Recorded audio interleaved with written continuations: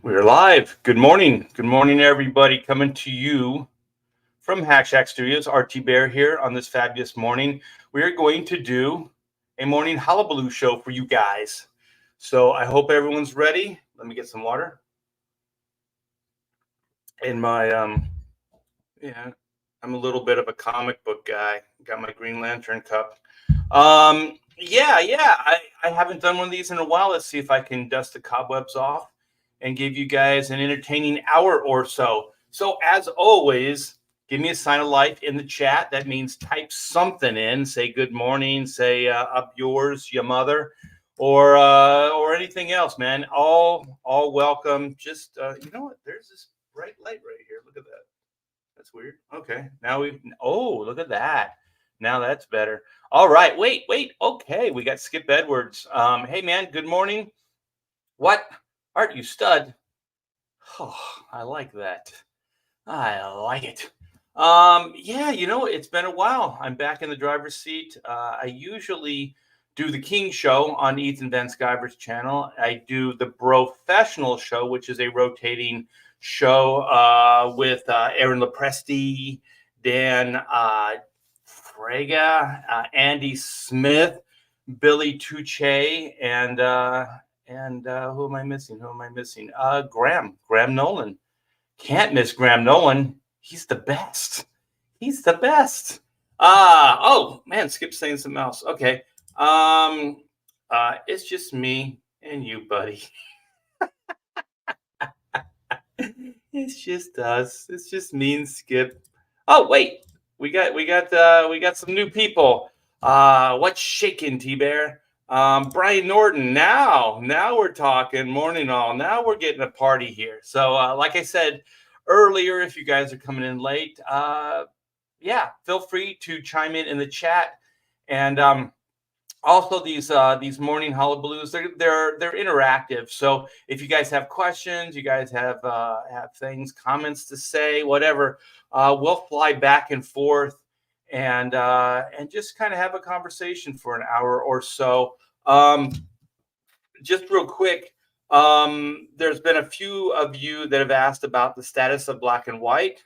So here goes the status, and I am going to make an official update on the site, on the Indiegogo site, fairly soon. But I've been waiting. I have some artwork that I just have to finish up, and I have some lettered pages that I want to show off. But everything's still work in progress. Sorry about that. It's all work in progress, so I don't have anything concrete yet. And I usually like to do updates with giving you guys something visual to see. I'm a very visual person, so I like to see stuff. I can kind of I don't know. It becomes more reality. I don't know. It just translates better to my brain than just a bunch of words. Also, I'm pretty dyslexic, so visuals do help. Oh man, we got the Nordic nerd. Did I say hi to you, Brian? Brian Norton. Leg kick 1 opposed to leg kick 2. If you get kicked by leg kick 2, ouch, ouch indeed. It's not Thibert. Yeah, it's not Thibert. Yeah, you guys might already be picking up on where I'm going with. My name is T Bear. Damn it. I only know him by Chris, and maybe you guys will know this guy, but we'll get into it in just a bit. I want to say hi to everybody and just kind of touch base. It's been a while. I want to get my sea legs. We got Praetor, or is that Praetor 7? What's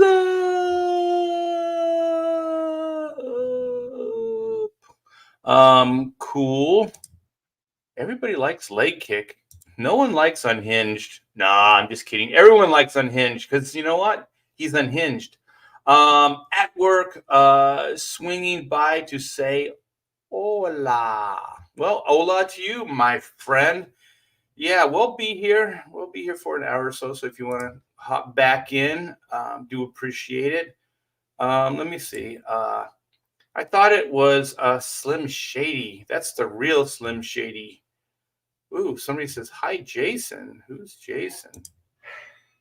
Who is Jason? The mysterious Jason. Let me see. Did I miss somebody? Maybe somebody knows somebody by their real name versus their code names that everybody uses. Um, Listening while I work as well. Oh, very good. Very good. Multitasking. That's good. I used to be very good at multitasking. The older I get, the harder it becomes. It does. It becomes very, very difficult. But yeah, so, oh, hold on for a sec.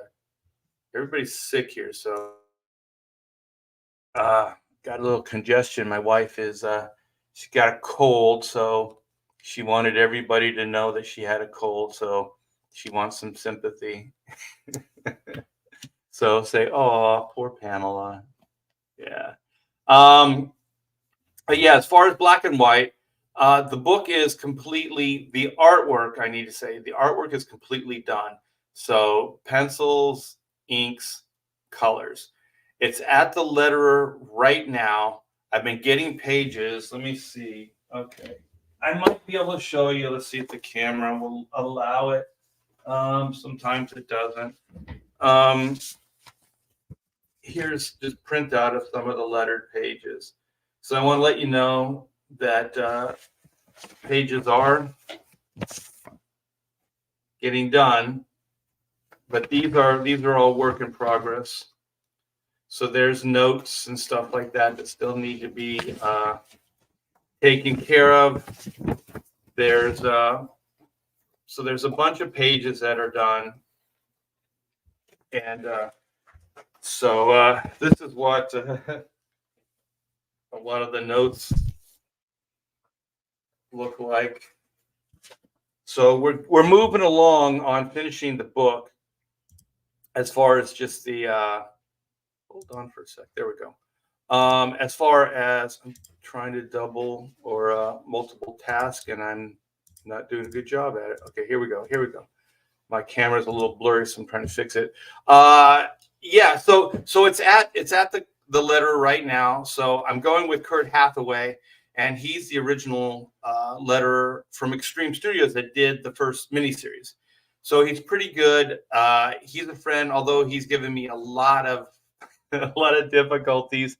But I think what is the main problem? I drew the book on DC and image paper, and apparently the image board is taller than contemporary comic books. So it's about, I don't know, a fraction too long. So what I'm having to do is I'm having to reformat the pages so it'll fit, I guess, a contemporary printing style. I don't know. Like, this stuff's all foreign to me. I've been using that paper for decades. It's from the 90s, and I've never had any problem with it. And some of the board that I use on this issue are DC boards too, and so they're formatted the same size, but apparently, like a standard template size or like a contemporary template size is a little bit. It's the same width, but it's not as tall. So the height is a little shortened. So I'm having to deal with that. So there's always something. There's always something. Oh, unhinged is Jason. Oh, okay. I learned something new every day. All right. So unhinged, Jason. Welcome to the show. We got Marcus Killigrew. Oh, did I just dox him? Maybe you did. But that Jason's not his real name either. This guy is like, he's a international man of mystery. His real name is Bobby, believe it or not. Marcus Killigrew, hail art. Hey, hail right back to you. Let me see. Okay, here's something. Okay, this is, you guys got to ask questions. This week I learned that anything Art says is colored by the fact that he's in CGE. Personally, I don't like the term colored. We're going to get into that. We're going to get into that. But I wanted to kind of touch base to the black and white backers, who I really, really appreciate. And thank you so much for giving me the time to do this. And like I showed you guys some stuff, like It is. It is lettered. I just have to go. I like this page. This page came out really good. It's a little, the light's a little weird, but you can see there's word balloons on there. So here's one. Some of the sound effects, like the fizz boom, the fizz is in the wrong place, and then the boom is a little, it's a little John Workman, which I like his lettering, but I like it with uh, Walter Simonson style. So I want something a little bit more organic. So we're still working out some of the fonts. I'll tell you, man, this is a process. Doing a comic book is a process. So also, we're playing with the idea of maybe doing like a title, like Black and White Volume 2, Man versus Machine. So he just threw that together out of scraps. So I'm going to play with that idea as well. So there's all kinds of stuff you can do, a lot of different places you can take it. And so that's it's always fun, but it's also time consuming. Let me see, where else? Who else? Let me see. Skip says, how much more of the sweet, sweet image paper do you have? I have a box. I have a whole box still. So I don't know how many. I mean, it's about, let me see. It's about, yeah, it's about this deep. So it's a whole box. It's great paper. I love working on it, but I think it's a little long. So moving forward, one, I'm going to have to reformat all the pages, all 68 pages, which is going to be time consuming. And then moving forward, I'm going to make sure that even though I'm using the image board, that I bring up the length or the height, I guess, a little bit to accommodate the new, I guess, printing standards. I don't really know. Like I said, this you kind of learn as you go along. And I've printed other books, and I haven't had this problem. So Black and White Volume 1 didn't have the problem. Chrono Mechanics didn't have that problem. So yeah, it's interesting. So like I said, it's a learning project. Oh, what Art Roy says, the dog just a destructive mongrel. Yeah, let me see. I don't know if you can see all of this. Let me see if I can. Yeah, he just kind of destroyed stuff. Yeah, this is just his he comes up here and he brings all his toys, and he hangs out with me. And Christmas is the best time for little kids and pooches because they just like playing with the boxes. They don't care what's inside. They just like the boxes. So I let him destroy a box yesterday. He had a great time. I just haven't cleaned it up yet and didn't realize it. There's always stuff all over the floor here in the studio. The dog, like I said, there's just a, you can't see it, but there's just a bazillion of his dog toys. He loves playing with toys. So they're all over the place. Wait, no, RIP. Let's see. Let's see. It's still there. It's right there. The light's kind of uh, changing it out a little bit, blowing it out. Is that the word? Let's see. Rolling. Get those doggies rolling, Rawhide. Is this a new issue because of the printer or how the art was formatted? Um, I don't know. I mean, I haven't even got to the printing. We have a couple printers that we're in talks with right now, but I haven't locked it in. And so this is Kurt Hathaway.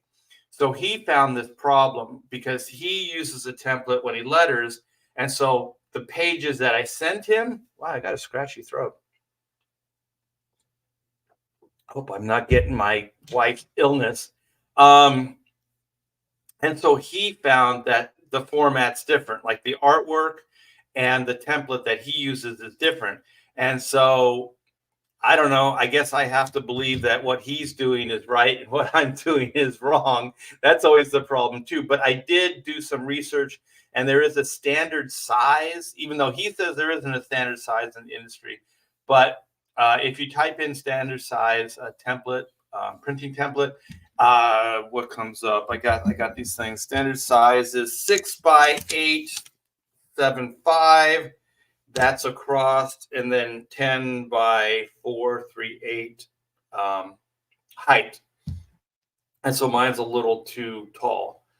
And so yeah, so it's not fitting his template. So then, like I said, he's a guy, he's not coming out and saying, Art, you got to put it on this template, which is part of the problem because I don't know. So he's not being real exact with it, like saying, Art, put this on template, and then we can move forward. So I think he wants me to be sure and find it out on my own. So that's what I've been doing, and I'm pretty much, yeah. Like even the standard size template is different than his template, but just by a fraction, just by a small fraction. So I did talk to a couple CGers, and they said the format, everybody's format is slightly different, but as long as it's within the parameters, it'll be okay. But the pages that I drew, they're not in the parameter at all, so they do have to be changed. So that's going to be my today's fun there. So yeah, like I said, man, just ask questions. This is interactive. This is all good. Let's see. Artie Roy says, Archie Bear, can you just resize the scans in Photoshop? The thing is, you can, but if you bring it down, what you're doing is you're squashing the image. So you're making everybody look a little chubby, a little fat. So you can do that. And if you do it proportionately, you'll take it in on the sides. So you'll fit the upper and lower, but then your sides will have extra space, just like the opposite. So you're just trading. Wow. You're just trading one problem for the other. Wow. I might be coming down with something. Sorry about that. Oh, Pedro, what's up, man? Miss you. We didn't do a pontificators this week. Hey, Art. Hey, chat. So brilliant artist, Pedro Eng. He's got this killer animation style, which all the kids love.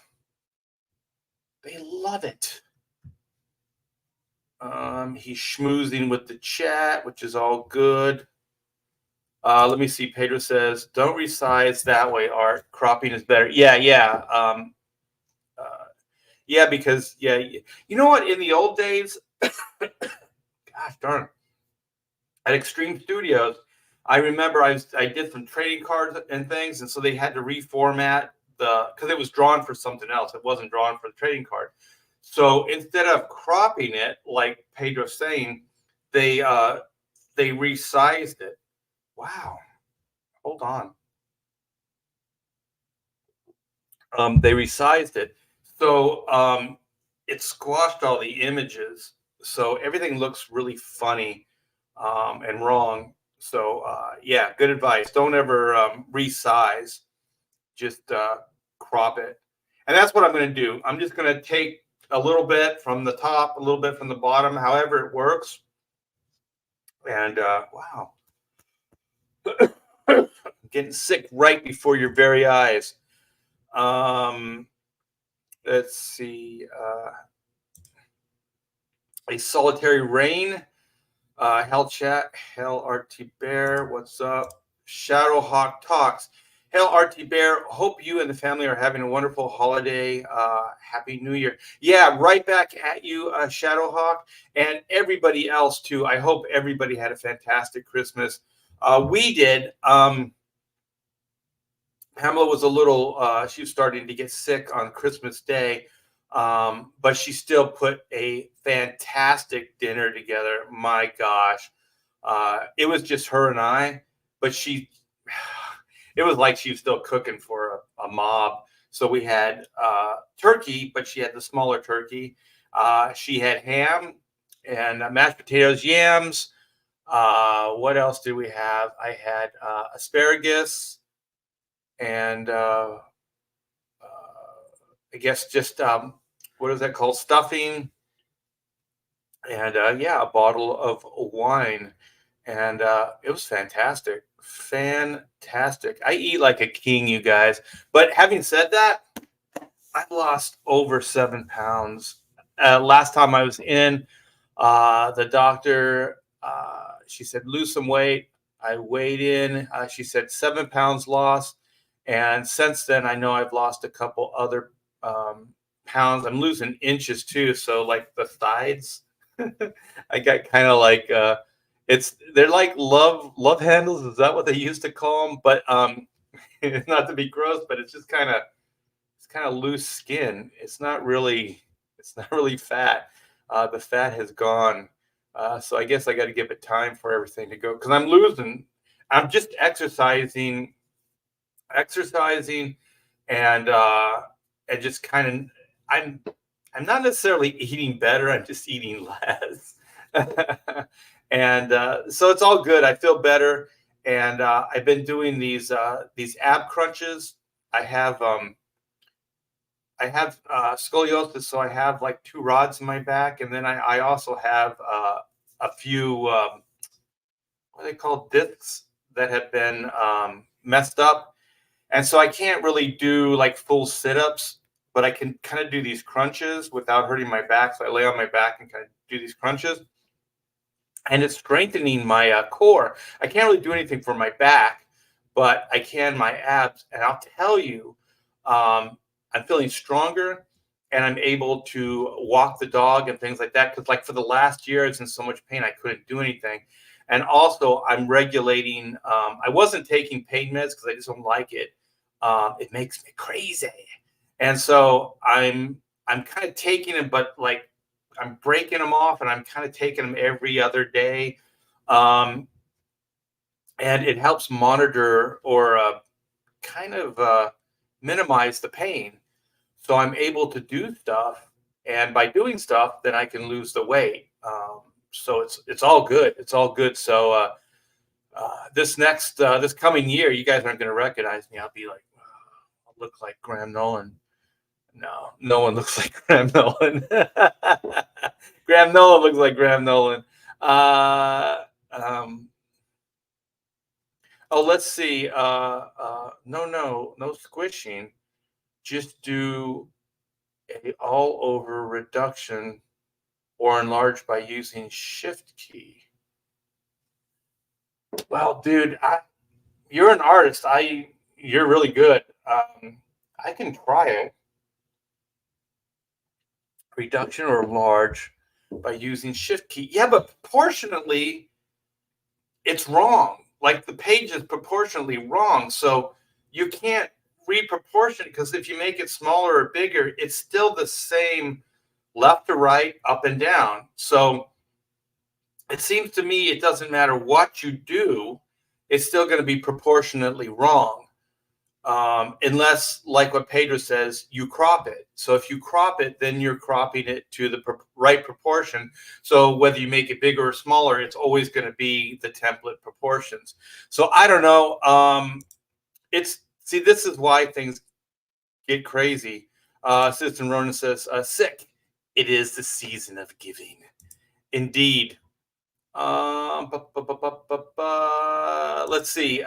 Nathan Rosario says, I've been pronouncing your last name Thibert since the 80s. After all that time, it takes a conscious effort to pronounce it T-Bear. Yeah, that's why I kind of spell it phonetically so people can get used to it. I know it's French. French people say things weird. So it's all good. All growing up, I was Thibert or Thebear. Not, it wasn't Thebear, it was Thebert. Thebert or Thibert. That's what, because they always said the Bert part. They never said bear. And then I took a German class. No, it wasn't German. Was it German in high school? and the teacher said my name properly. She said Art T Bear, and I didn't answer to it. And then nobody said anything. So then she said, are there any arts in the class? And I raised my hand, and she said, how do you spell your last name? I spelled it. And then she said, it said T Bear. And I was like, it's news to me. Thiebert. So I went home after school, after my dad got home from work, and I asked my dad, I said, Dad, how do you say the last name? Is it T Bear? And he goes, yeah. And then he walked off and got a beer. And that was it. That was it. It was T Bear after that. Well, actually, it still took some rebranding. Um, Telling people, I hate people that correct other people how to say their name, though. So I wasn't that. I just would say my name, T Bear. I would try not to correct people because I don't like it. Pedro says, Merry Christmas, everybody, from what is that? Which heathen witchcraft infested Latin America. Yeah, he's a devil worshiper, but he still likes Christmas, the day Christ was born. I mean, see, Citizen Ronan says, I was sick. I'm still sick. So Christmas was washed for me. Oh, that sucks. But I hope everyone else had a great one. Yeah, it sucks when you're not feeling good. Daily. Art is losing inches, getting shorter. Yeah, well, if you reproportion me in Photoshop, you just squash me. You'll squash me. So it's better to crop me than to squash me. So, wow, hold on. Congestion.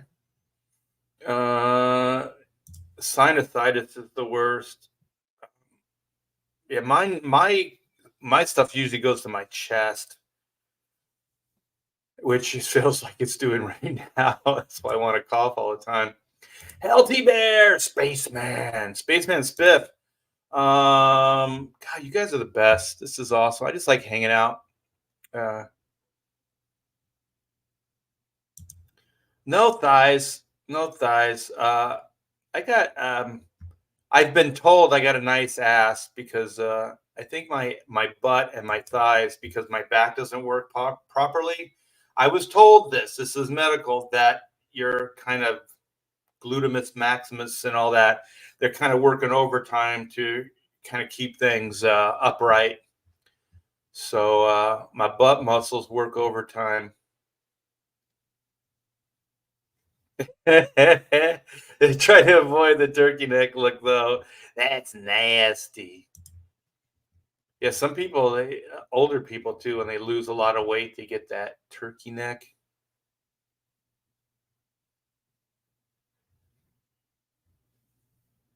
Yeah. Let me see. Storm D is giving advice. Strength your hips, glutes, and strength your back. Yeah.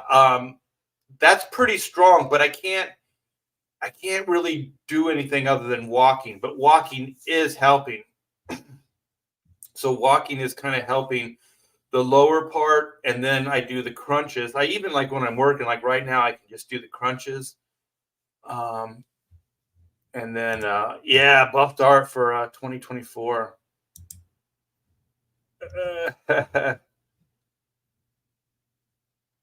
Oh shit. You know what? I think I can do some of that stuff for about like one verse. I don't have the stamina. Like when you play the drums, it's really physical. And stuff like Slayer, you got to be in pretty damn good shape to get through the whole song. Like I can play all the parts. I just can't play them all together in one song. Okay, I got to go back a little bit. So I think I covered all the black and white stuff. So right now the book is getting being lettered. I gotta, like, some of the pages are reformatted, so those are being reworked, reformatting, and then I'm hoping, he says he can turn around 68 pages. in a couple days. So once we get everything taken care of and we're both on the same path, it should go really, really fast. And so we're looking at Jostens. Is that, I think, how you say it? Aaron LaPresti, a lot of the other guys use Jostens. Pamela, my wife, partner in crime, she has been talking with them and a few others. We got a local Houston printer. They did this. They did the volume 1 reprint, and they're really pretty good. But I think she checked earlier. Prices change constantly. She checked earlier, and their prices have gone up quite a bit. Hold on. Wow. So yeah, but that doesn't take that long. Find a printer and then ship the stuff out. Uh, Bert, yeah. Let's see what Art of Roy says. Here's a tip to keep the back strong, even though you sit for 12 hours a day in one chair. Like I do. Take the back of the chair. Oh, take the back off the chair, or get a very good cushion art stool. Yeah, I tried at one point. Remember those chairs that you would kneel in? You would kneel, like it had like this thing for your butt, and you would kind of kneel in it, and your butt would be supported, but there wouldn't be a back. And I tried that, but all that stuff actually, for me, I need something stable, because otherwise, because I don't really have any back muscles, because my spine was fused, so I don't have any muscles built up in my back. So everything's abs and glutes. So if I have like back support, I'm not constantly trying to adjust, because my back won't kind of stay upright on its own. So it's constantly using other muscles. But I'm finding that uh, working the abs is really strengthening the core. So it's working kind of in lieu of the back muscles, which it does anyways, or works in conjunction. But for me, in lieu of. Uh, Let me see. My dad tried to rebrand the way people pronounce our last name once. It didn't last long. Well, when I was living at my parents' house, yeah, it's impossible. But then once I got out on my own, and you meet new people, and like all my business dealings, once I broke into the industry, it was T-Bear. So I didn't have to rebrand myself to like the comics industry, or anybody that I met once I moved out of my folks' house. But my folks was always like Thibert, T-Bear, or not T-Bear, but Thibert. Um, but then once I started doing it, my brother started doing it, and then over a course of years, my parents just kind of adopted it. But I'm sure if anybody came up to them, my parents are just, well, they were RIP, but they were just really good people, and they just went with the flow. So if somebody said the name wrong, they never corrected it. So I never doubted it. And I do appreciate you guys trying to help out with the back, and the reformatting of the pages. Uh,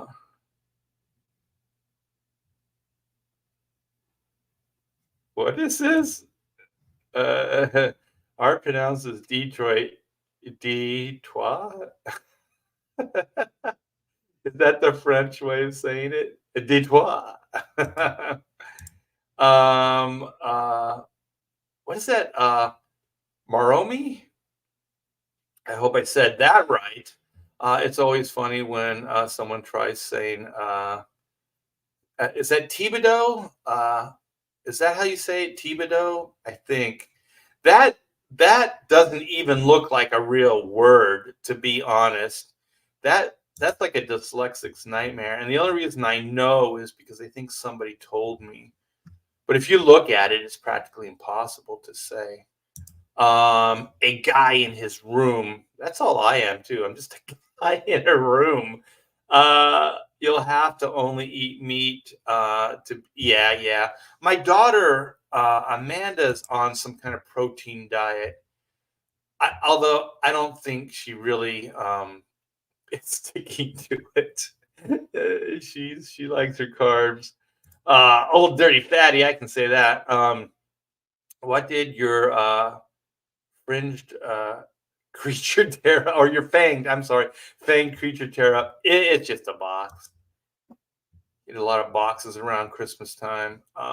Let's see. Got some new faces in here. Keep it rolling, you guys. I just joined, and T Bear is talking about squashing him. What's going on? Everything. We're gonna cover everything. All the mysteries of the universe. We're gonna cover in this 1 hour live stream.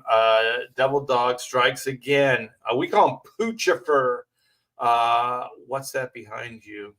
Just destroyed box. Okay, I'm way, way behind.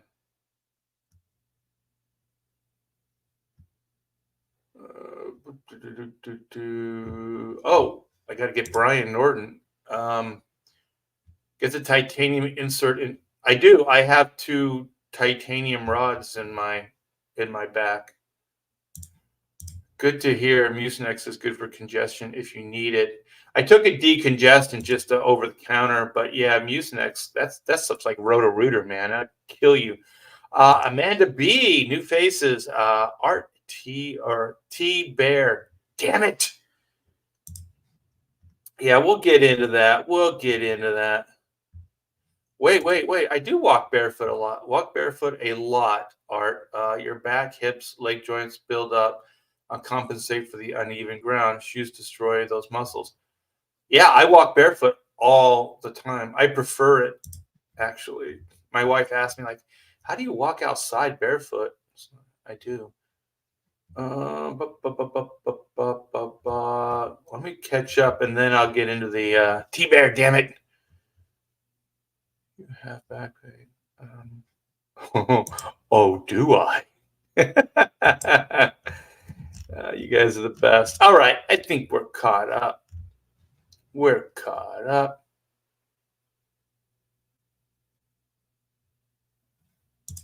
I think it's Killigrew, right? I hope we're because I think that's how everybody on the live stream says it. Killigrew. Um, that's you can kind of like sound that one out though. I think if I'm saying it right. But apparently we're all saying it wrong. We're saying it wrong. Okay, let me see. Okay, so got the black and white stuff done. So, anyways, you guys still working on it. Thanks for allowing me the time for the most, yeah, late books. And I do apologize, and I'm working my butt off to get this book done. Just there's only so many hours in a day, and there's just so many things I don't know and don't understand that I'm still trying to figure out. So no real excuse other than just trying to do the best I can. And I think it looks fantastic. I think the book looks great. If you came in late, Lobo, I showed off some of the lettered printout pages. These are all work in progress. So if things change a little bit, you can see some of my notes on this one. But we're still trying. I'm still trying to connect with the letterer to get the format going.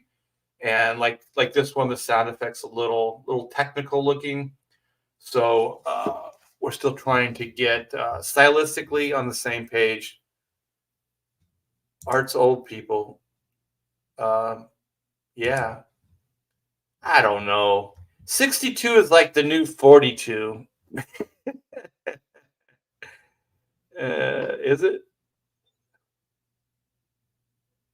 I was.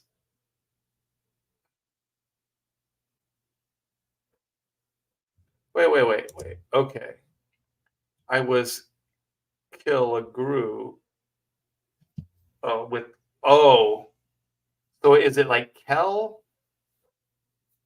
Telugu, so we say it's right. Oh, okay. Okay. All right. Let's see this. 62, 61 here are. Wow, Spaceman. We've done some living, brother. We've seen some shit. That's what I always say. It's like, yeah, I'm this old, but we've seen some shit. You don't look over a day over 70. Well, thank you. I appreciate that. Hey, Slim, the real Slim Ink Slayer. I'm digging your work, man.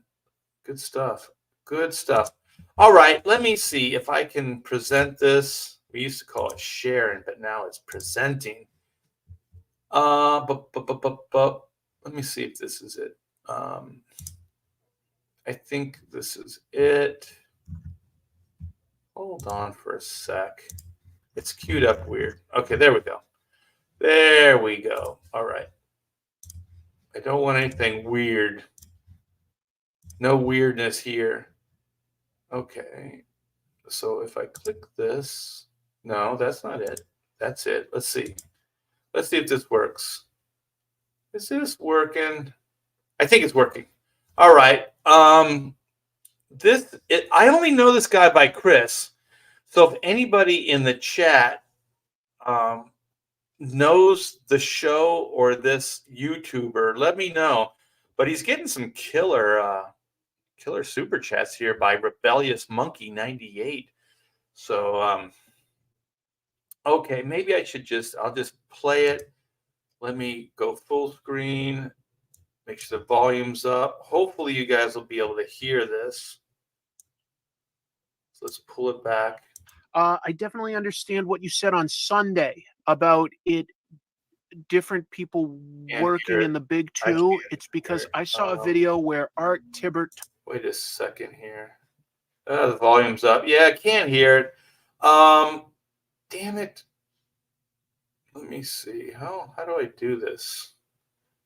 Hold on. Maybe if I do it this way.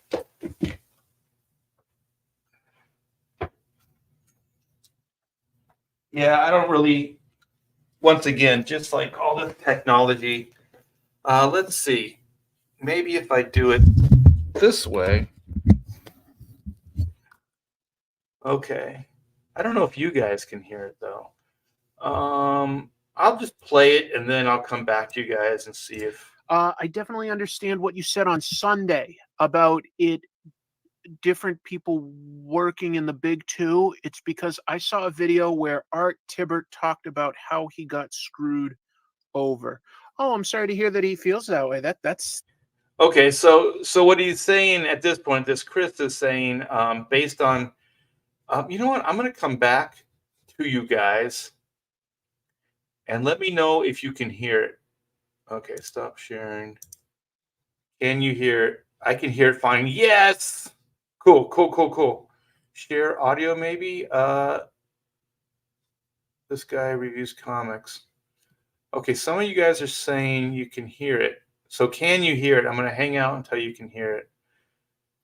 Because with the headphones, I can hear it.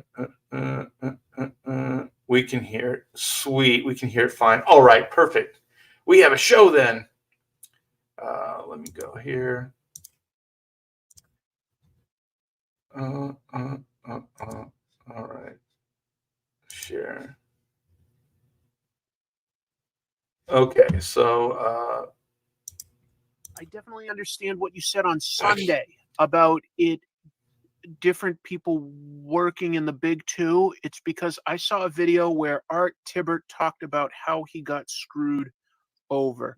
Oh, okay, so I don't really know what they're referring to, but apparently it was a show that he did over the weekend, and I guess he was talking about how people haven't been treated very well by Marvel and DC. That's what I'm assuming. And so then this Chris wrote, the super chat that you can see in front of you. And then let me back up just so you can hear what Chris says here. Over. Oh, I'm sorry to hear that he feels that way. That stinks. Great inker. Interesting. But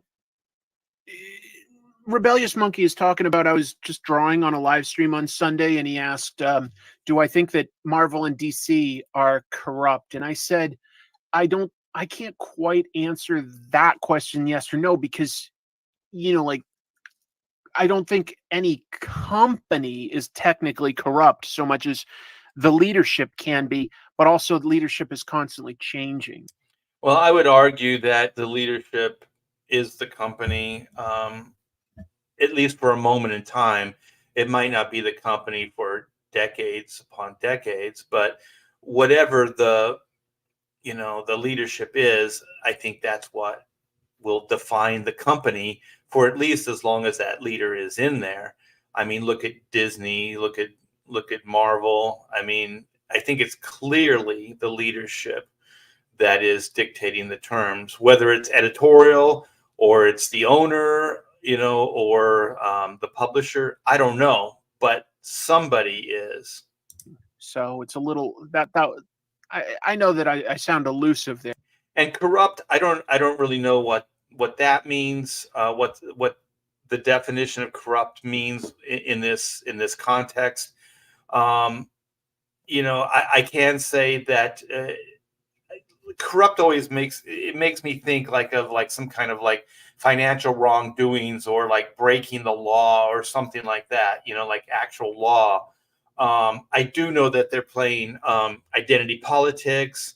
Um, they're definitely embracing more of the woke ideas and the more progressive ideas, more of the G versus E kind of comic book, models that we grew up on are going away. So a lot of it's more of just kind of like, I don't know, just people at coffee houses talking about political issues, and most of them are definitely left leaning versus right. So I can see Chris, having a little bit of problem with corruption, though the terminology. I think it's more just policy change versus corruption. But let's continue. There, I'm not trying to protect them or anything. It's just that it's a little bit of a nebulous question. Well, I think it's just a nebulous word, um, the corruption thing. But anyway, let's continue. In that video, he explained he got screwed over by CB Cebulski and David. Hey, Rebellious Monkey 98. If you want to come in here and start, throwing me 9.99 super chats, I'll answer any questions. You don't need to. You don't need to go through this third party. I'll directly answer your questions. But anyways, go. Let's go. Bogarth for accusing him of taking artists to DC Comics when reality that's not true what he did, and honestly that sucks. Okay. I'll explain it and then I'll let him answer. It's a little convoluted. I did a video. It's got a ton of hits and views. I was never going to tell this story. This happened decades ago. Early 2000s when I was inking the Ultimate books. I was inking Ultimate Spider-Man over Mark Bagley, and I was inking Ultimate X-Men. I started off with Adam Kubert, and then worked into inking Dave Finch. And it was Dave Finch's first mainstream comic book work that I inked. It wasn't that book. It was called, oh my gosh, what was it called? Call to Order, I think. But anyways, that X-Men book was always on. It was like we had to do that other book to get the X-Men book because Marvel didn't trust Dave Finch on deadlines at that moment in time. So they weren't going to give him that X book right off the bat. So that Call to Order was like a tryout for him. But anyway, so we're working on that. And Dave Finch got an offer from DC to follow Jim Lee on Hush. So Dave contacted me and he's like, it's Batman. We should do it. Like he was like, would you come over to DC and ink me? And then he said, I don't really like the way anybody else inks me. We're like a perfect fit. And so the only reason I'm saying that is because he personally did work with other people, but he liked the stuff I was doing the best. And that will kind of come back a little bit. And so I told him, I said, Batman's my favorite character. I always wanted to work on a Batman title. I said, but following Jim Lee is really, really tough. It's really tough. I did it on X-Men. I penciled and inked 12 and 13. I think it was 12 and 13 after Jim Lee left X-Men. And I'm not saying that a lot of people came after me or said, you're not Jim Lee or anything, but it was just tough. It's a big shadow. And because he's brilliant, he's really, really good. And so I told him, I said, it's kind of a tough act to follow Jim Lee.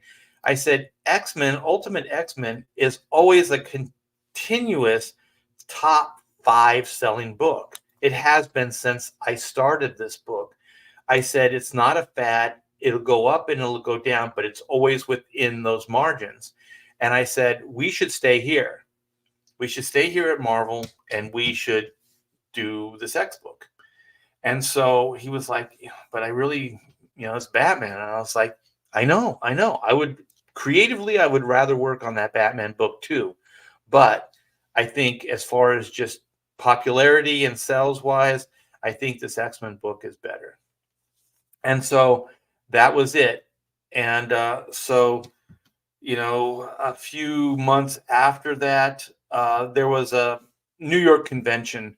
And so there was Mark Bagley, there was myself, there was Dave Finch, and there was, what's his name? Michael Bendis. And we were all kind of in the same row.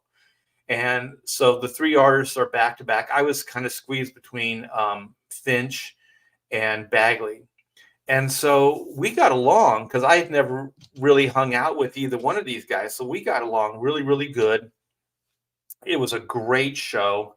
And so I had a lunch with Joan Hilty planned during the show. And so I had to excuse myself to go, take a break to go to this lunch. And so, as always happens, I said, hey, you guys, you want to go? And so Dave said he would stay, but Mark Bagley came with me. And so we went, and for some reason we had to stop at DC first. And so where the DC offices, Joan had to pick something up. I can't remember exactly what it was. But anyway, what's his name? Dan DiDio was in the office. And so he said, can I go to lunch with you guys? And so, of course, this is the guy running the show. You don't say no to him. And so we went out to lunch, had a great lunch. And of course, Dan DiDio pitched to Mark Bagley, you should come over to DC Comics, whatever you want to do, blah, blah, blah. But I'll tell you right now, it was not a hard sell. It was very, very casual. He just said it. Mark said, I'm happy on Spider-Man. And that was it. There was never even a parting shot like, well, if you're ever, whatever, come, you're always welcome at DC. There was nothing like that. It was very, very casual. And so anyway, I go back to the show, the New York show, and then there's CB. CB is there right when I entered. He had to have been looking. He knew everything that was going on. So he comes in and he's like, how you doing, Art? Do you have a minute? And I go, yeah. He goes, I got some questions to ask you. And I'm like, okay. And so he started asking me about Batman. He goes, I would really love to work on the Batman books, but I don't know who to talk to or how to go about doing it. So that was kind of the ruse of how he got me talking, right? So I said, well, I don't know, talk to the editor, of Batman or whatever. And he goes, well, I heard that you and Dave Finch are going to do a Batman book. And I said, they asked, but no, we're not going to do a Batman book. Okay. So, that was that. So then the show's over. I'm at home. I'm working on the books, and I get a call from CB. And so CB says, bad news.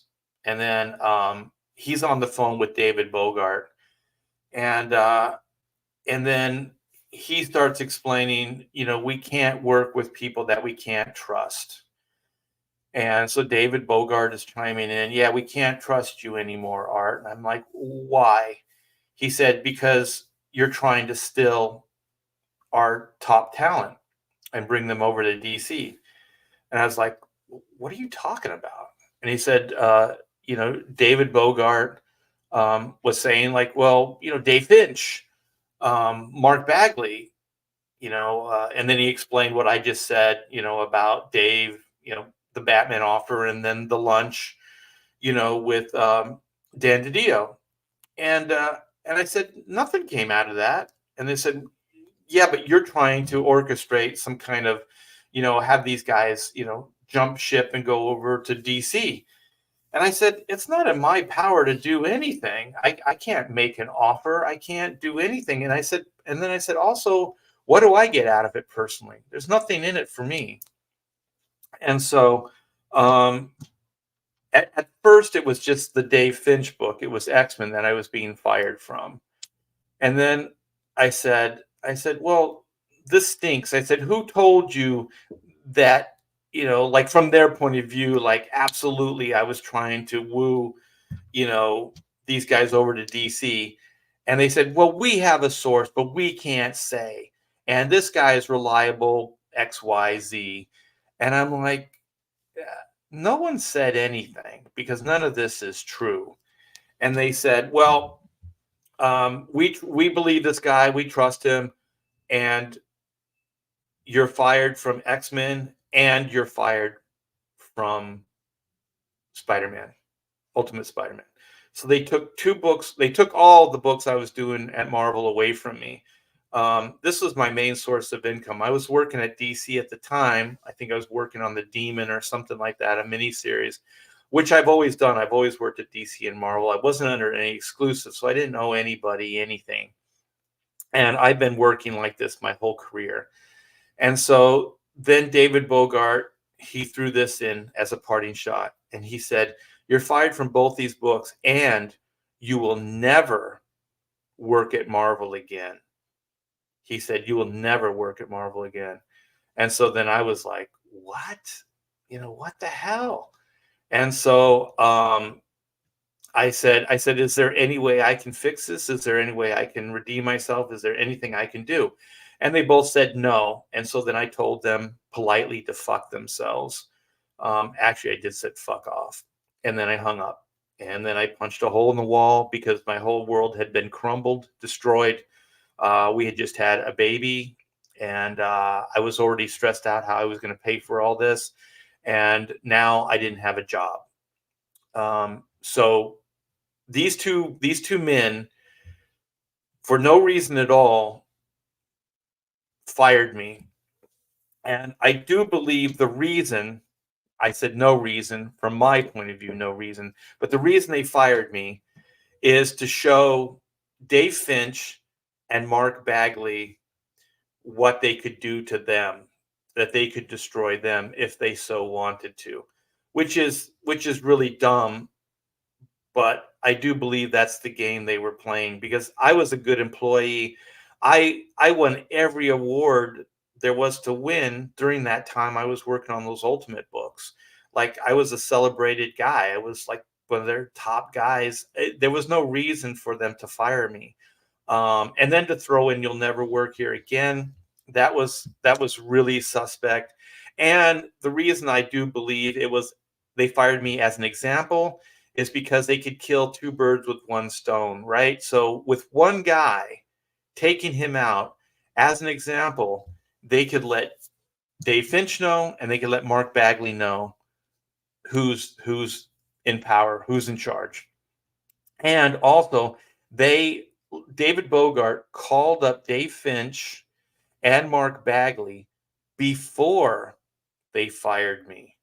And they asked them if it was okay if they fired me. And then they told them because I was wooing them over to DC. So those 2 guys knew the whole made up story. So Dave Finch, um, he said, "Well, you got to do, like, I guess, fire him then." So Dave just threw me under the bus, and then Mark Bagley said, he said, "You got to do what you got to do, I guess."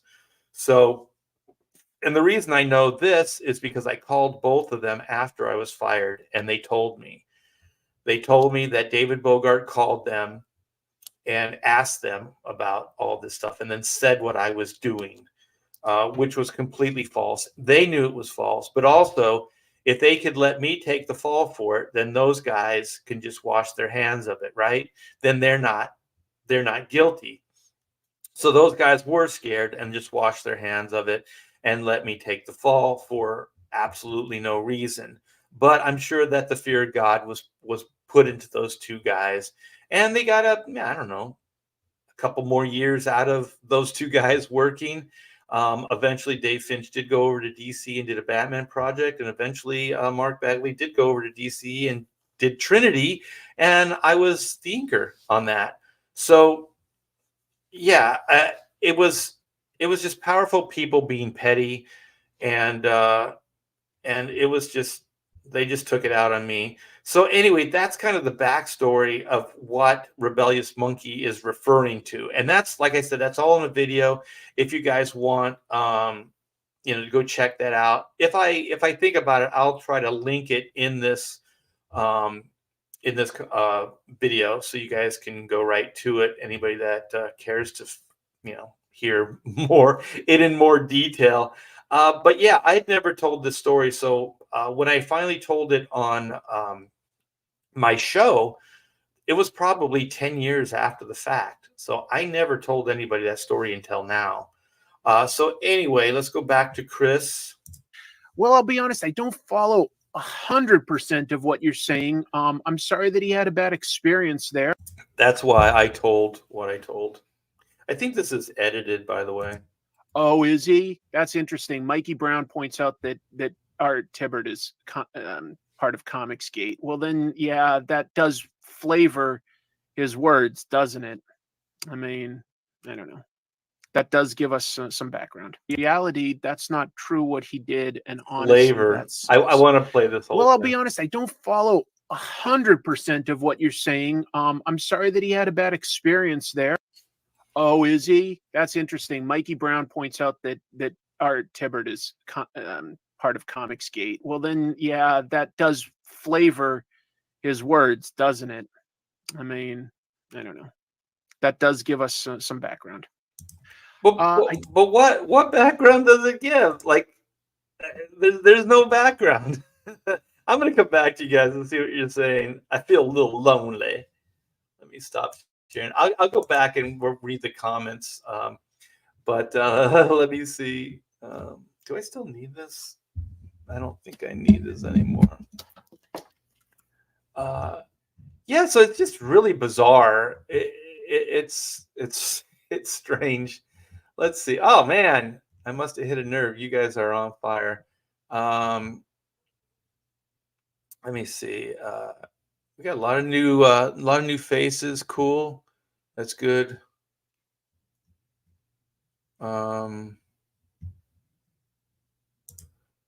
Yeah, they can be corrupt, but like I said, just for me, I always think of it like financially corrupt, or I guess morally you can be corrupt, but I usually think of corruptness as breaking actual laws. But yeah, let's see what Lobo says. Art, when did leadership lose its backbone? I think it was about this time, early 2000s. Who is Chris? I don't know. I don't know who this guy is. Um, Apparently, he gets some killer super chats. Um, Maybe somebody in the chat knows. Gary says, for the time and a period of time after that leadership is replaced, as workplace culture doesn't change overnight. Yeah, it took a while.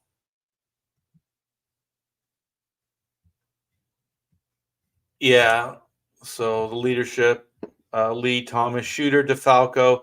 DeFalco was pretty good. Casada and Alphonse, was it El Man, I'm telling you right now, I cannot even try. I know who that guy is. I want to say Alfonso, but it's not. Uh, we're at Marvel, so I never worked under the last guy and the newest guy, but I did work under Shooter, DeFalco, and a little bit of Casada. So, and Casada was okay early on. Hey, we got Phil in the chat. What's up, Phil? Good to see you here. Um, good morning, all. Let's see. Of course, a company can be corrupt. It's not sentient. A company is the people who own it or work for it. Yeah, yeah. Well, that's what I was trying to explain. Like the company, like Marvel itself, as an entity over decades, isn't corrupt. It's the people that are running it at that moment in time that I guess corrupt it. Is that a better way of saying it, or can corrupt it? Okay. Um, Danny Mickey is the one that took my place, and I'll just say it. He didn't like Danny's work. He told me that personally.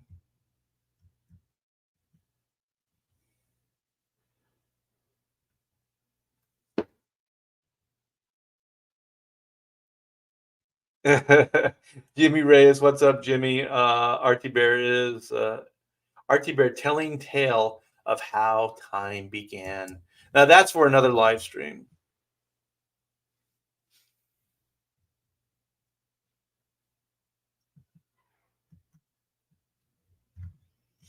Let's see. Boy, you guys really went crazy while I was gone.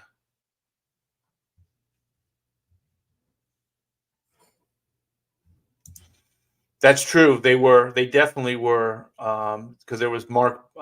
There was Mike. Oh my gosh. There was Bendis, and then there was Mark Miller. That's who I was trying to say. Unbelievable. Yeah, it was hard.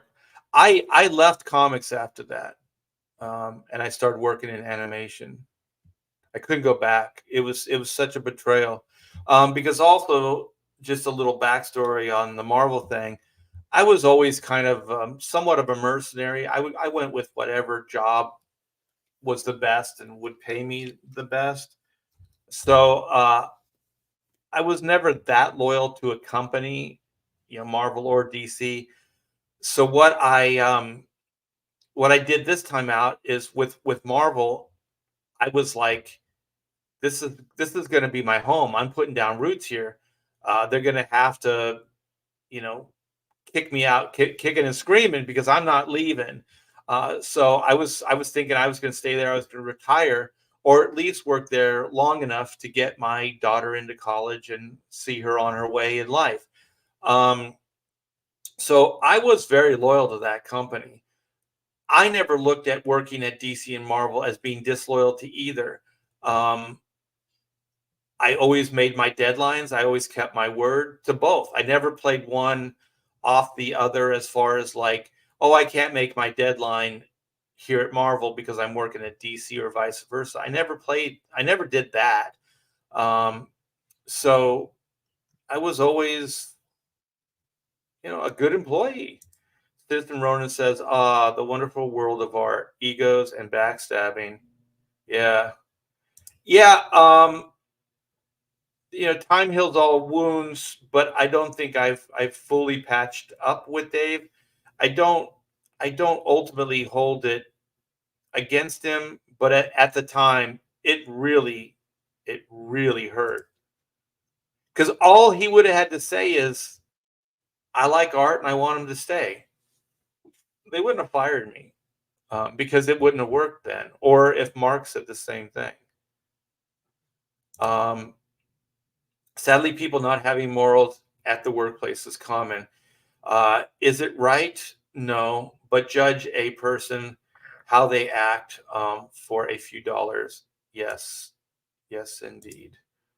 Every time art tells a story, I wind up angry at somebody I thought was cool. I'm sorry, man. I don't say it to cast, you know, shade on anybody. That's really not my thing. But let's see what Amanda says. Good thing CG isn't like that. CR, am I right? Well, there's always going to be backstabbing, but this was completely made up. They were lying 100%. None of that was true. Yeah, I did go out to lunch with Mark Bagley at DC, and yeah, Dave Finch was offered Batman and asked me to go. But I'm the one who said to Dave, we should stay at Marvel. I said that.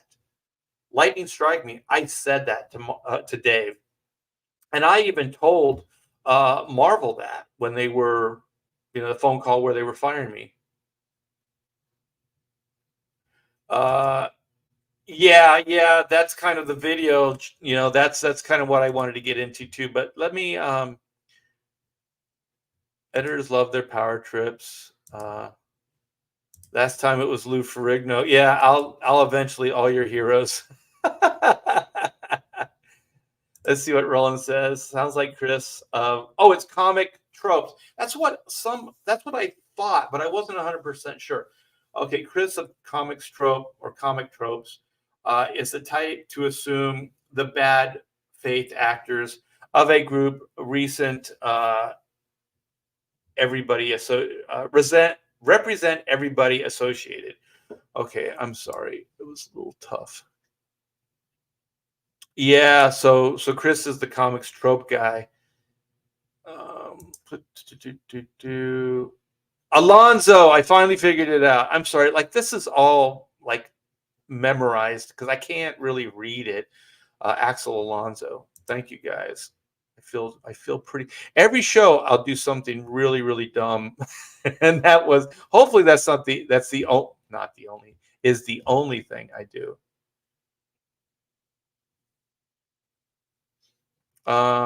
Never heard of comic trope. Well, you have now. Alfonso Rivet. I think that's what I called him, Alfonso. I don't know. Leg Kick says Casada was one of the worst EICs. Okay, it's weird because I was there when this happened, and I have my take on it, but I'm not sure if it's 100% correct. But it's from my point of view, and it's from what happened when I was there. Okay, so there's one person you're in that list. There was what was his name? Bob Harris was editor in chief at Marvel as well. So I think he followed DeFalco. So I didn't really work under him. So when I left Marvel to go to Image, Bob Harris was still the editor of X-Men. He wasn't editor in chief. So while that was happening, while I was at Image, he became editor in chief. So when I came back after Image to Marvel, Bob was editor in chief. So I did work with Bob as editor in chief at Marvel. And so Bob is the one that brought me into the Ultimate Universe. Bob was the one because the X-Men wasn't really discussed early on. It was all the Ultimate Spider-Man. And so Bob said, I want you to ink Mark Bagley on Spider-Man. So the idea was to get like established Marvel guys and team them up with like indie writers. Like that was the idea. And Quesada, I think, gets the credit for that. And maybe it was his idea, but he wasn't the editor in chief at the time. Maybe there was transition. I don't know. But because Bob didn't stay much longer, because once he hired me for the Ultimates, I believe he was gone. But he brought me in. I had a conversation with Bob, not Joe. And so Bob didn't say, I have this idea, this Ultimates, but he told me the idea. And so it was definitely, I believe, him bringing me in, or at least he made the phone call, which is weird that he would be working for Joe at the time. And I've never really worked with, I inked Joe a couple times, but I've never really had too much of like professional run-ins with them. Socially, I hung out a few times, but not professionally. And so then, yeah, then I was hired, I was brought in, and then the Ultimate X-Men, because they also wanted, like, so they got Andy Kubert. So Kubert's, kind of a mainstay Marvel. So the idea on that book was the same thing. Get like established Marvel guys to do the art, and then with these new artists. And so that was kind of the idea. So like I said, if it was Joe's idea, it was a damn good one. If it was the combination of both those guys, it was a really good idea. And obviously it worked.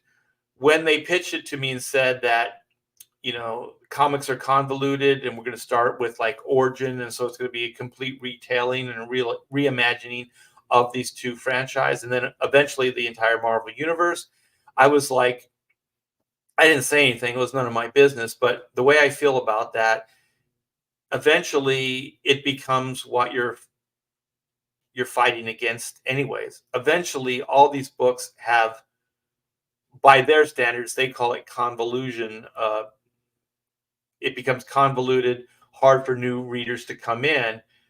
I'd say it eventually happens. If you have a book that's successful, you're going to have, from their words, baggage. You're going to have those problems, right? I personally don't look at that as a problem. To me, it's history. It's an excuse to go, if you're coming in on issue 54 and you hadn't read all the issues up to 54, then that's a great reason to go back and read 1 through 54. You know what I mean? Like, it's not a bad thing. And if you do that, then all these comic book shops that carry back issues all of a sudden can move back issues. So I always thought of it as like, it was kind of dumb to like reboot, because eventually you're going to get into the same problems. It will always happen. Hell art, hell chat, hell comics gate, and bananas to all. Thank you, Richie. Bananas are delicious. I'm taller than most of the people in Comicsgate.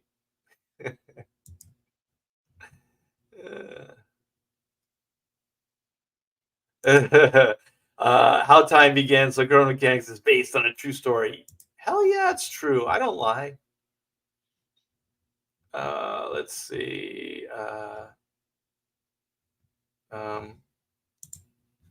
Jetto Jaga says CB was okay with pretending to be Japanese to hire himself, though. What a schmuck.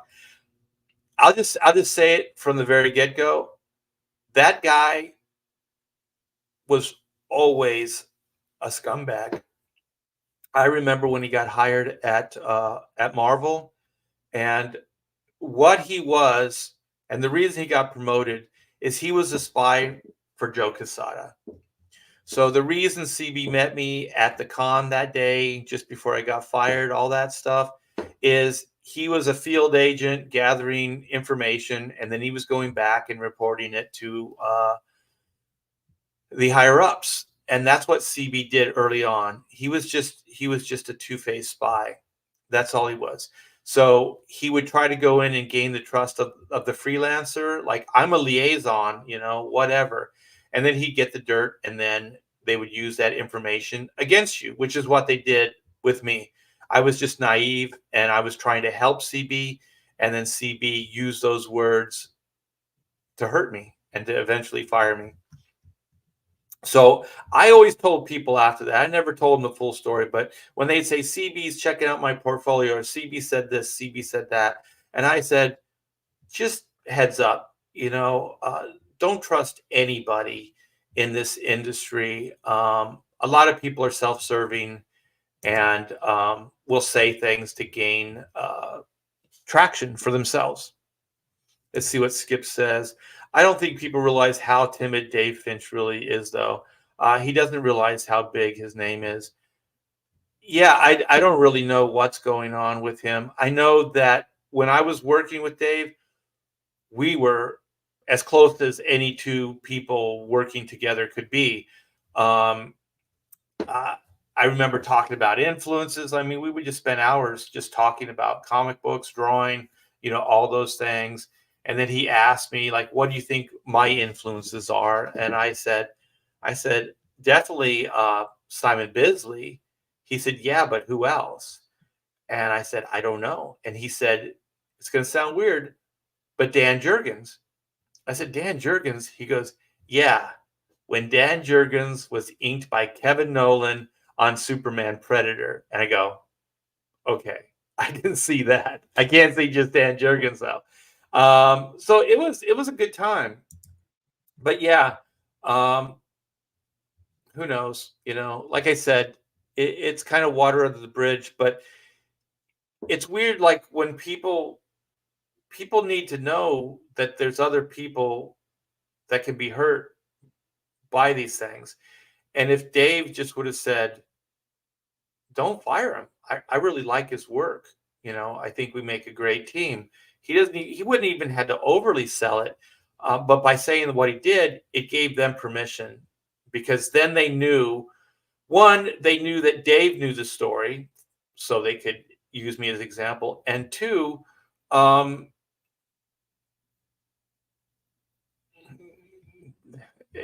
I forgot my point, but yeah, that Dave was just fearful, and he could have changed my destiny in a heartbeat. But actually, the way it all played out, it was for the better anyway. Let me.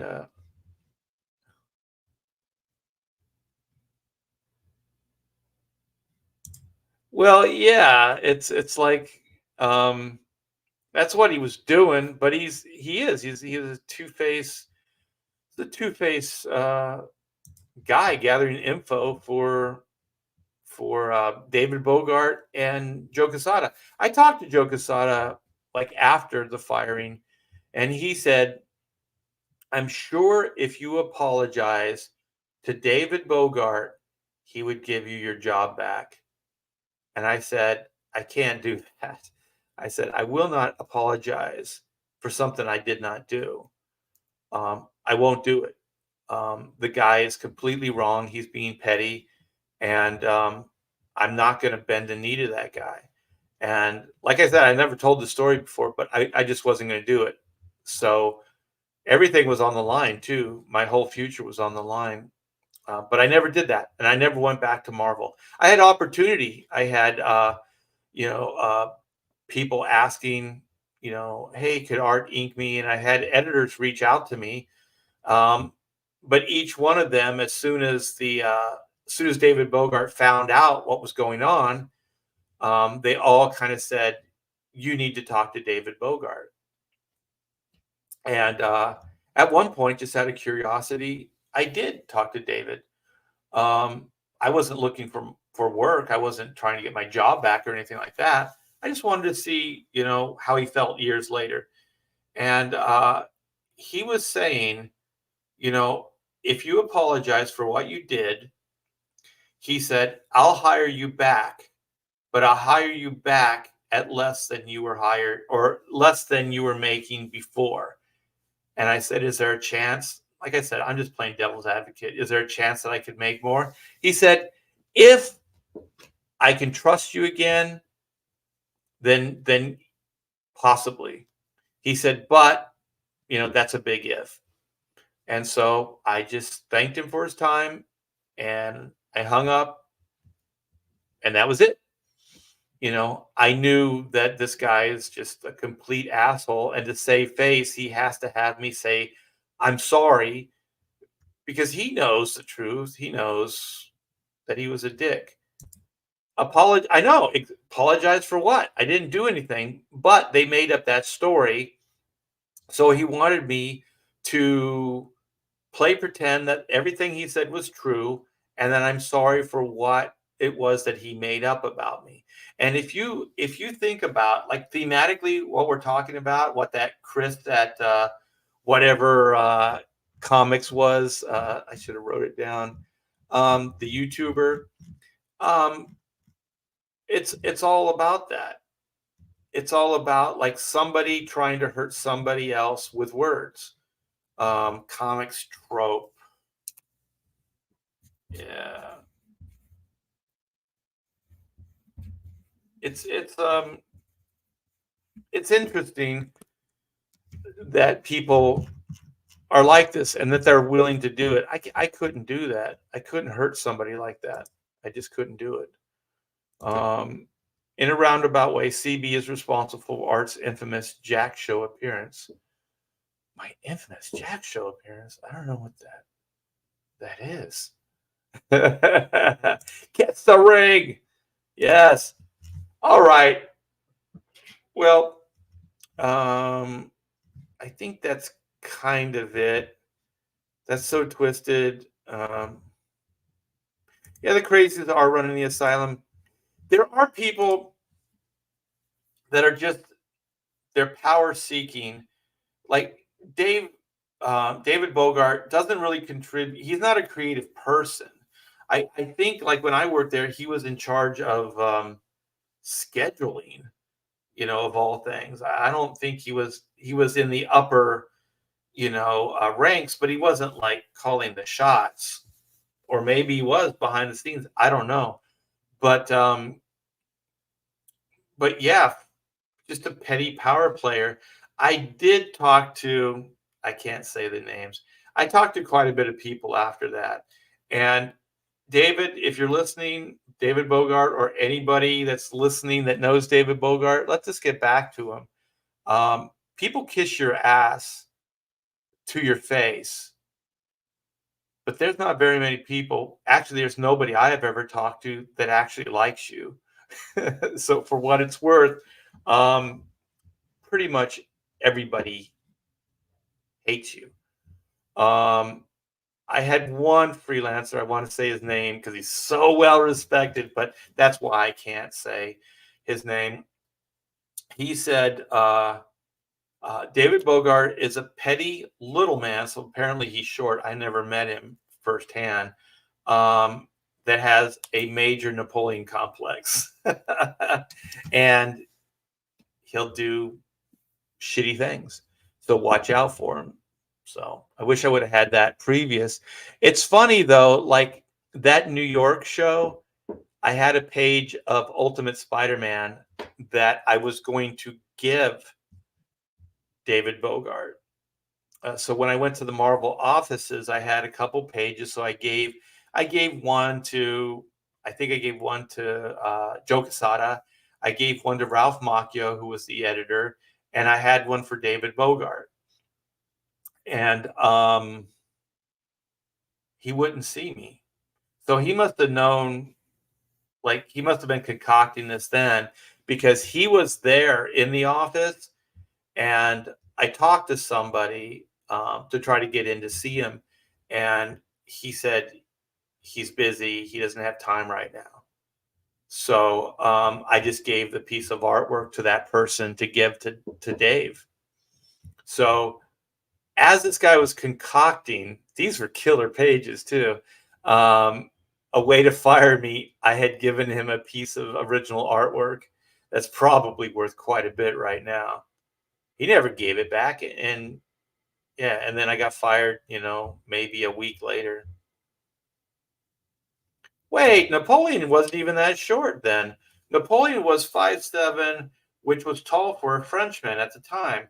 I think like was it 5'7", 5'8"? Is that average? Is that average height for a man? I don't know. But yeah, David Bogart is Cecil's real name. I don't think so. I don't think so. But anyways, you guys, I think that that Chris at Comic Trope, it's funny how people can like, oh yeah, Art's a good person. I like his artwork, and then they, like, oh, well, now he's in CG or he's hanging out with CG or whatever, so then he's bad. Well, what have I done that's so bad in CG? Like, I'm the same guy that you were heaping praise on me 2 seconds ago. I'm the same person. Um, and to be honest, I don't know what Comicsgate has done that is so horrible. I think at at worst, from these thin-skinned, I don't know, social justice weirdos. I don't I don't even know what to call them. Progressive, you know, politically correct people. Um, to them, if you're just kind of hanging out with the guys and you say off-color jokes or you say things that are a little raunchy or whatever, then somehow that's who you are. You know, but prior to all this collapse of sanity, you could hang out with your friends and you could say, like, I don't know, make a French joke at art's expense, make a short joke at art's expense, whatever it is. And then I would make a joke at whoever's expense. And so then we would cut each other up and we would just kind of move on. And where, for me personally, where it gets into trouble is like, there are some guys that don't know the parameters. So then they go too far with the joking, or they do get hurt when you throw it back at them. I think that's the thin skin kind of SJW types, but they intermingled a little bit more than they do now.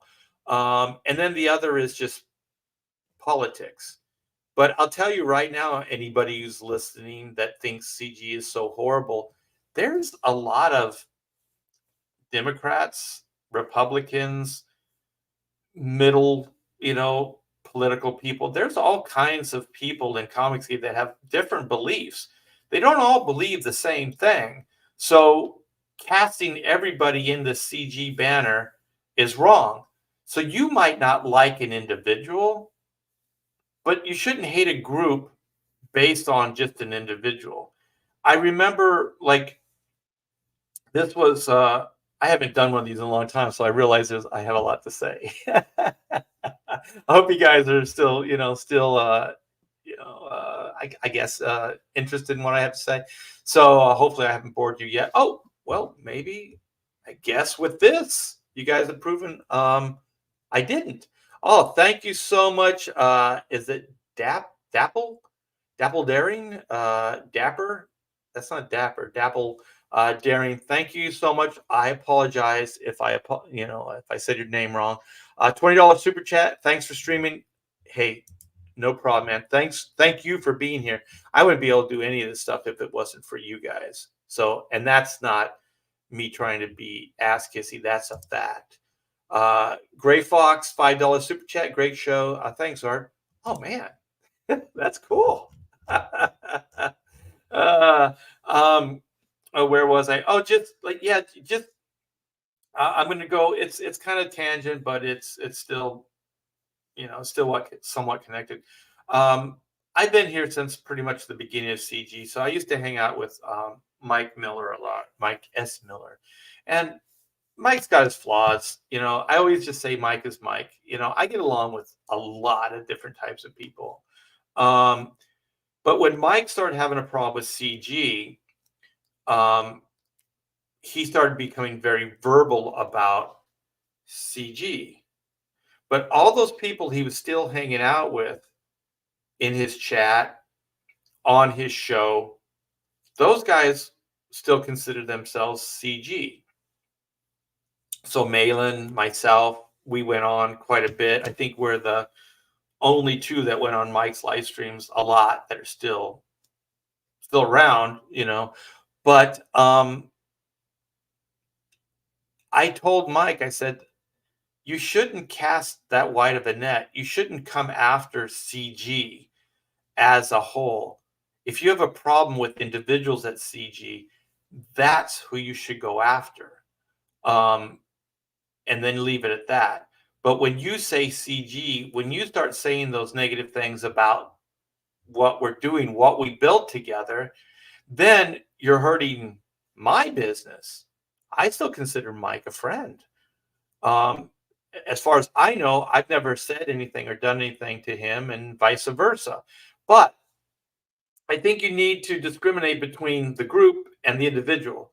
So if he had a problem with whoever in the group, that's what he should say, but don't say that. I think, there was like CG's a hate group, just stuff like that, that was, being thrown around at the time, stuff like that. It just wasn't true. It just wasn't true. So there are people that say things, and they cast a wide net that just isn't true, and they're not even trying to be fair or fair minded. So if somebody says, oh, I'm a fair person, and then they say, oh, I like RT Bear, and then they say, oh, he's CG, well, that colors everything. Colors everything how? How does this color everything about me? Like, you might have your feelings about CG, but who is that exactly? Is it all of CG? If so, I'm part of it. So then you have to hate me because I'm part of this group. Just a second ago, you were fine with it. Now all of a sudden somebody tells you who to hate or who to dislike, and you have to dislike them. That's pretty strange. That is really, really strange. So that's what I thought was interesting about this Chris guy. I don't dislike him. I don't know anything about him. I just thought it was funny and interesting that how much he was like, yeah, Art, however he said my name, Hebert or whatever, oh, good guy, good inker, whatever, whatever. Oh, this is a horrible story, right? And then it's like, oh, he's CG? Oh, that's suspect. That colors everything. Colors everything how, once again? How? What have I done? What did I do to you, Chris? What have I done to the industry? What have I done to anybody? Before you formulate an opinions as strongly as you dislike somebody, you hate them, I think you should figure out why. But anyway, like I said, it was good. I'm gonna read a couple of these because you guys are great. I hope they're all favorable because I haven't read all of them. Let's share. Okay, so you guys should be seeing this. Okay, so I need some water again. So this was this guy, Ty, I don't know, but he posted this Chris from Comics Trope live stream. And so Joe Ball, King Toad Incorporated, said, did he say Art's last name wrong intentionally? He clearly knows who he is. Basically, everyone in comics does. Well, thank you, Joe. I'm going to like your... Then Ty says, I think so. Art is a legend. Tropes is doing his typical hand-wringing BS on his name and being unaware of CG affiliation. So Ty is saying that this Chris possibly knew who I was and my affiliation from the get-go. So this Unearthing America, I know who Art is, but I typically don't recall the name of, what is that, Mongs? Let alone thinking about them. I don't know what Mongs are. They remove spines instead of the foreskins nowadays. Jay Bama fan. Chris Brawley, bacon flavor is better than soy flavor. I'm gonna like all these. And I don't know what that is. Marcus Killigrew. That's why I dropped him over a year ago. So I guess that's this Chris's live stream. JD Kirby. Why do all these people look the same? Ha ha ha. I don't know. Lorenzo Sleestack. RT Bear has always been polite, professional, and humble on every live stream I've ever seen him on. I've never once seen Art use drama to sell books. So if he makes an allegation about something in the industry, one should take his allegations seriously. Thank you. I think this more has to do with my affiliation. Unearthing America. I guess he prefers anti-CG flavored Kool-Aid. From what I hear, it's delicious. LOL. Yeah, I love his videos, but on point there. I'm not sure what that. Maybe he's on point by saying I'm CG and I'm a scumbag. I don't know. Dude gave $20 to basically get no answer. YouTubers. That's kind of true. Let's see if there's more. I used to watch El Hombre. I used to watch and enjoy Comic Tropes videos. Unfortunately, he turned out to be a massive soy chugger. I don't know. This all sounds so bad.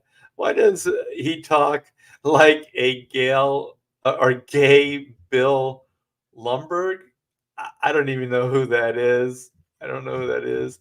But thanks, you guys. I think the majority of you defended me, and I do appreciate that. I mean, this is the best. I've said it on live streams. This is the best place I've ever been in this industry. I mean, there are some drama. There are some problems. I mean, people are people. There's always going to be drama and problems. But for the most part, it feels doable. It doesn't feel as vindictive as some of it. I mean, even this Chris guy, Comics Trope, I don't think he knows what he's even talking about.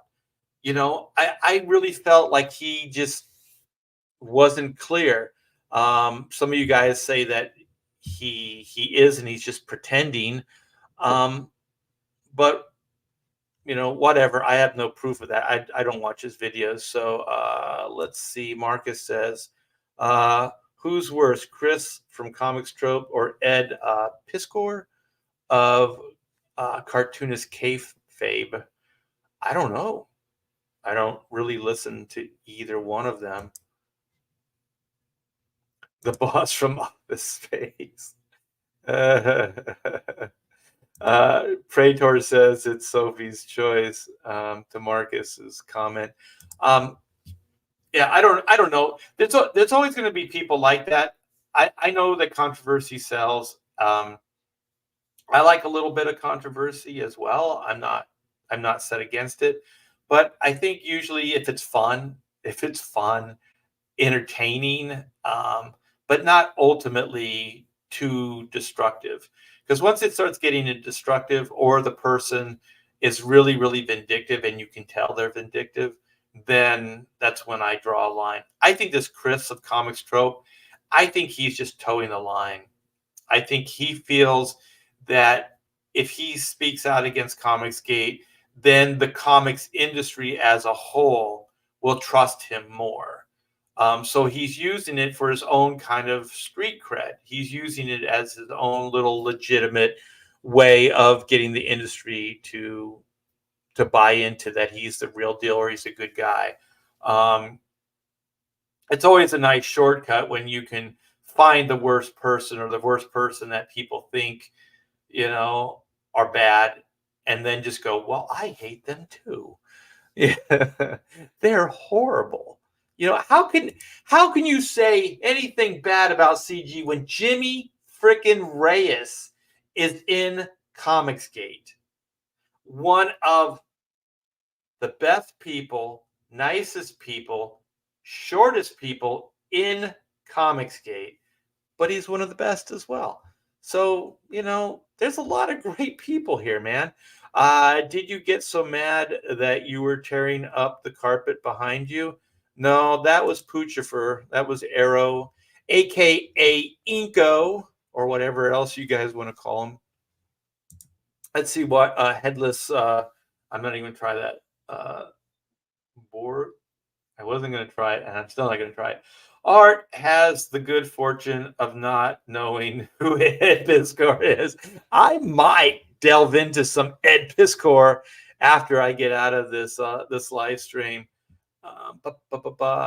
Oh shit! Did I say something bad about poor Jimmy? Marcus says, "Okay, we won't kick Jimmy." Wait a minute. Who's shorter, Jimmy or Cecil? You know, I've seen pictures of Cecil standing up like with groups at conventions and stuff. Yeah, he doesn't seem overly tall. So, as long as I'm not the shortest person in Comicsgate, I don't care. It would just be horrible to be the shortest person in Comicsgate. That's all I had to say. That'd just be so. I don't even know what that would be like. You know what I mean? To be the shortest guy in Comicsgate. See, guys, this is what used to pass for normal. Wait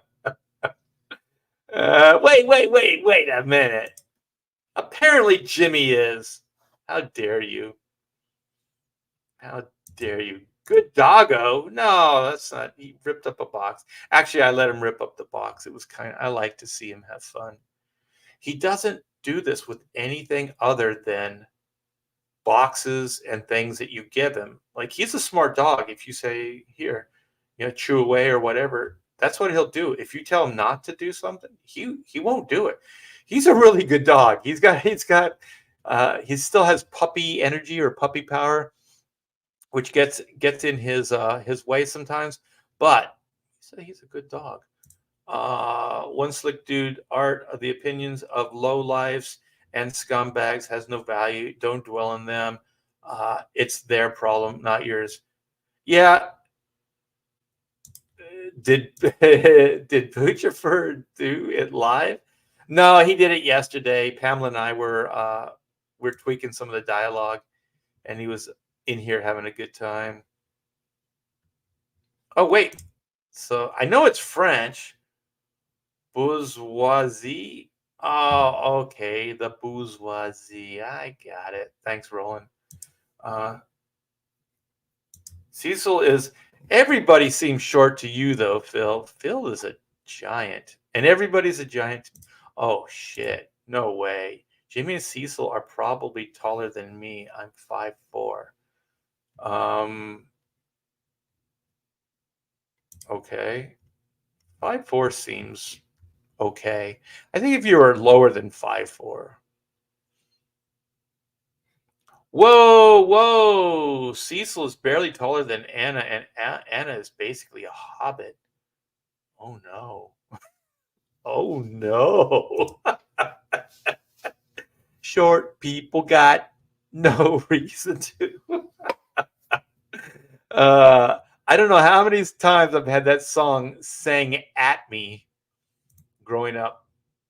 Johnny Rando says they'll all be busy shutting up when Black and White 2 starts hitting the mailboxes. Yes, indeedy do, and that will be happening very, very, very soon. I also have I've been working on designs for the next story arc. So the next Black and White story arc, a basic beginning, middle, end is done. So I'm trying to figure out who I want to work with. Like I said, I'm fairly dyslexic. I can write things out, but usually the next day I read them, and only I can read them because everything's just been jumbled up. But I can give that to Pamela, like overview, and I can work with a writer, and we can hammer out the plot, and then I can hand that off to an artist or I know myself, what I have to draw. Excuse me. So that's kind of that. I have some designs I wanted to show, but I didn't get around to scanning them before the show. But I'll be showing those very, very soon. I might have. I don't know if the camera will pick this up. There's a lot of light. So this is kind of a start. It's all pencil. There's more, but I'm starting to ink this now. So this is a new design for white.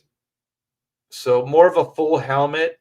And you can't see it, but she's going to have a big ponytail here.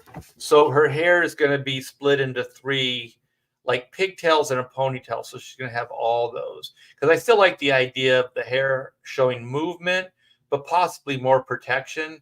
And you can see like her little white tattoo goes all the way across the eye a little bit more. Let me see if I can get this. So yeah, I got Reed's, aka Black's redesign. And so I'm also playing with the idea that one, white may have black hair. So she might have black hair because what I was thinking is if you picked up on the first issue, and if you haven't bought the first or back the first book, this is a spoiler alert, so put your fingers in your ear.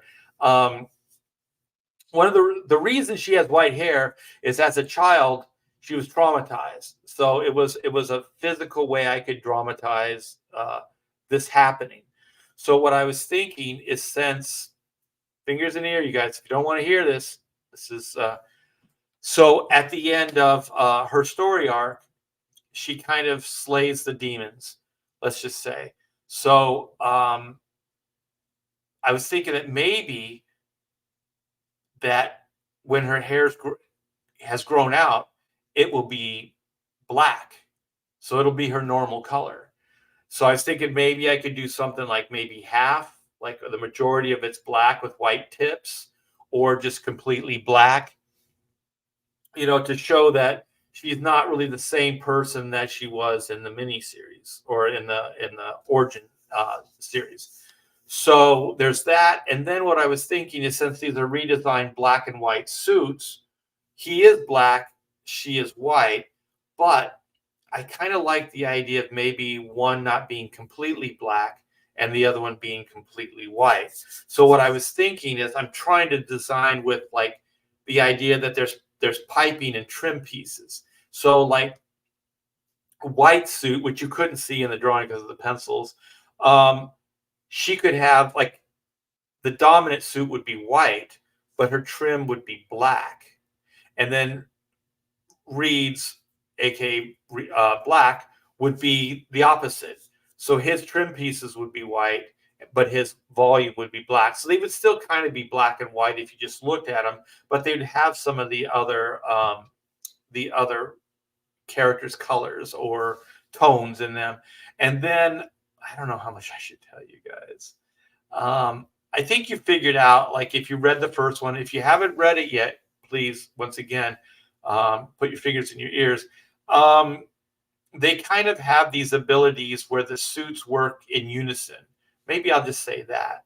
So I was thinking, if they are a little bit of both, so there's white in blacks and there's black and whites, then it's kind of showing that maybe there's more unity, because I'm also saying, like, they're a team.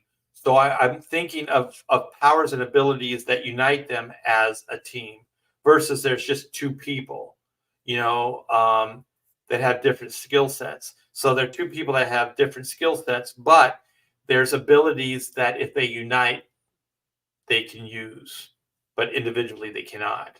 So that's some of the stuff I'm playing with. And there's just a ton of other stuff, you guys. It's going to be a blast. The book is going to be killer. The story is going to be absolutely amazing. And I'm just looking for somebody that I can work with as far as just writing. And so my writing process is usually, like I said, just a thumbnail of an overview, and then just kind of dictation, where I work with the writer and then they kind of write down the ideas that we're talking about. And it's not just me. I mean, we throw things back and forth, but it's mostly that. Let me see. Brian says something. More helmet and light trail cyberpunk hair. Exactly. Yeah. Oh, that's right. I remember. Oh my gosh, Terry Nunn. Ooh, smoking. From Band Berlin, had half black and white. Half white, half black. Yeah. And that Disney character Cruella de Vil is like split in half, but I'm not thinking like the middle. I'm thinking kind of like if it was natural, it grew out, black, and then the tips would be white from the original hair color. Hell yeah, me. I would love to draw some black and white. Oh shit. Yeah, that would be cool. So I am looking at possibly somebody to do breakdowns off my layouts, and then I would do finishes over those. So I can keep the storytelling mine, and then I can keep the superficial look or the aesthetic look mine as well. The penciling, I love doing it, but it does take a little bit of time, and I want to be more punctual moving forward because there's a lot of stories I want to tell. There's a lot of stuff I want to entertain you guys with that I just haven't been able to do, and it gets frustrating because I know you guys are frustrated. Like I want to read the book, but I'm also frustrated that it's not done, and I can't really move on too much until then. But the next campaign I'm going to do is going to be oodles of doodles and other stuff too. Let me get it for you. I can show you.